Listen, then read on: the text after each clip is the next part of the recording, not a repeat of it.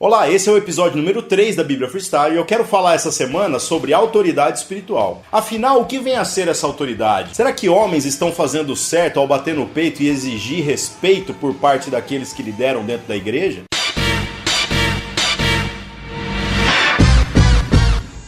Um dos princípios da Reforma Protestante é a autoridade da Escritura que está acima de qualquer homem. Mas parece que hoje nós vivemos uma época um pouco tenebrosa. Ao analisarmos a história da igreja, fica evidente que o propósito de um governo na igreja é exatamente fazer com que todo o corpo se mova com eficiência na direção do perdido, do pobre, do oprimido e daquele que precisa de Deus de alguma maneira. O próprio Cristo nos ensina que ele não veio para ser servido, mas para servir, e que de igual maneira aquele que quisesse ser o maior entre nós deveria ser aquele que mais serve. Será que o modelo que nós temos de liderança hoje contempla esse ensino? Me respeita que eu sou seu líder. Muitos têm desejado justificar o seu ponto de vista a respeito da autoridade espiritual citando os profetas do Antigo Testamento. Obviamente, essa argumentação é muito falha, porque nós não vivemos mais nessa mesma época. O Espírito Santo, ele não é mais algo que está reservado apenas para alguns homens especiais. É extremamente importante lembrarmos que o único mediador entre Deus e os homens é Cristo. Isso significa que eu, como pastor, sou um facilitador de processos, mas de maneira nenhuma posso ser aquele que vai ser um empecilho na sua caminhada com Cristo. Se eu tiver que renunciar à minha própria vontade para que você alcance aquilo que é a vontade de Deus para a sua vida, isso precisa ser feito. Mas infelizmente não é o que nós temos visto muitas vezes na vida da igreja. Se está claro para todo cristão que a palavra de Deus tem autoridade superior à de qualquer homem sobre a face da terra, então por que ainda há dificuldade em debatermos com os nossos líderes a respeito das coisas que temos divergências de opinião? Um recado importante: se o seu líder, se o seu pastor não está afim de discutir as coisas da palavra de Deus, cuidado com esse homem. Eu não estou dizendo, na verdade, que não exista autoridade espiritual, mas o que eu estou dizendo é que essa autoridade se manifesta de uma maneira diferente daquilo que a gente tem visto.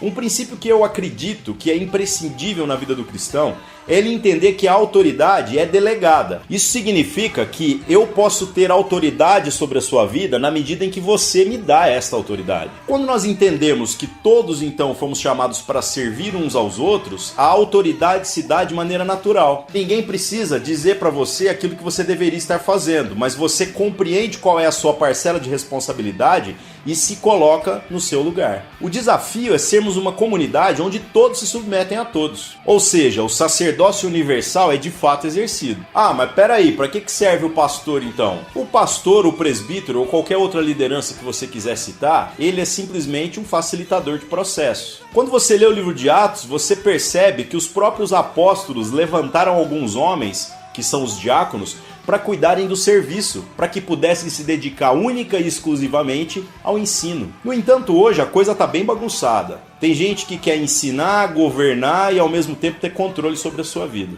Se você faz parte da Igreja de Cristo, naturalmente você presta contas de sua vida a alguém. Obviamente, se você presta contas a alguém que é conivente com os seus pecados e os seus interesses, essa prestação de contas não vale nada. O desafio na vida comunitária é exercermos uma autoridade que é delegada por cada indivíduo de maneira lícita, saudável e que promove a edificação. Isso quer dizer que na medida em que você disser, ei cara, me ajude, eu vou te ajudar. Na medida em que você desejar ser cobrado pela minha pessoa, eu vou estar te cobrando.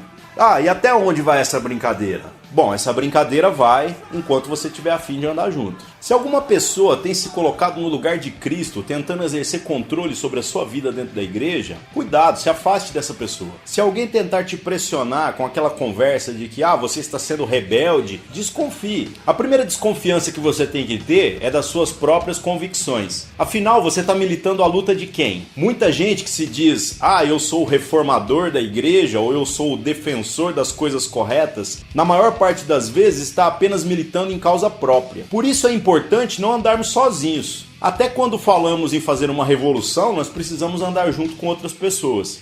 Mas a minha igreja já não é mais uma igreja de Cristo. Bom, se você estiver andando sozinho, você também não é igreja de Cristo. Afinal, é preciso haver 2 ou mais reunidos no nome do Senhor Jesus. Entendendo essas coisas, então nós podemos passar para a segunda etapa, que é avaliar se essa igreja ainda está comprometida com o evangelho. Eu não estou dizendo para você desistir da sua igreja ou simplesmente procurar outra. A grande verdade é que a maioria das pessoas que trocam de igreja acabam tendo uma experiência não tão agradável quanto gostariam. Por isso é importante que, caso você esteja decidido a mudar de igreja, você saiba o porquê está fazendo isso. E além do mais, procure o pastor dessa nova igreja para ter uma conversa muito franca. Afinal, quais são as suas expectativas? Algumas conversas nesse sentido podem economizar sofrimento, tanto para você quanto para as pessoas que estão nessa nova igreja. Se mesmo tentando ainda lutar pela preservação dos valores bíblicos dentro de uma comunidade, você perceber que não há mais comprometimento com aquilo que a palavra diz, então é hora de mudar. Se você possui bons amigos, pessoas que podem te trazer conselhos úteis, ou seja, não conselhos que te agradam, mas conselhos que sejam segundo a palavra de Deus, e se esses conselhos apontam na direção da necessidade de mudança,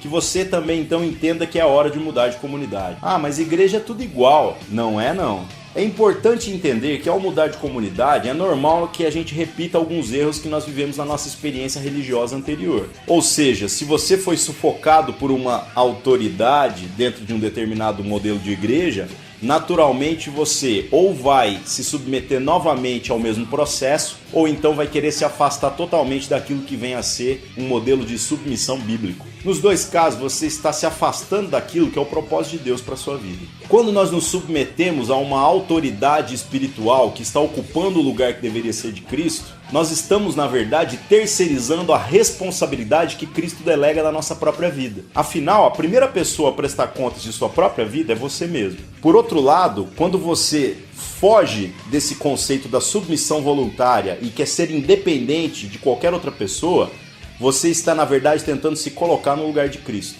Avaliando todos esses parâmetros, eu espero que você possa parar para pensar um pouco no que significa esse conceito de autoridade espiritual e entender qual é o desafio para nós cristãos em chamarmos a responsabilidade para nós mesmos. Que você possa ser uma pessoa que submete a sua vida a outras pessoas mais maduras do que você, mas que essa submissão não se torne escravidão. Afinal, nós só devemos a nossa vida a Cristo e a mais ninguém. Se você tiver dúvidas, comentários ou quiser simplesmente discordar de tudo que eu estou dizendo, use os comentários aqui abaixo ou me escreva. Eu espero que essa conversa possa ter esclarecido alguma coisa e nós nos vemos de novo na semana que vem.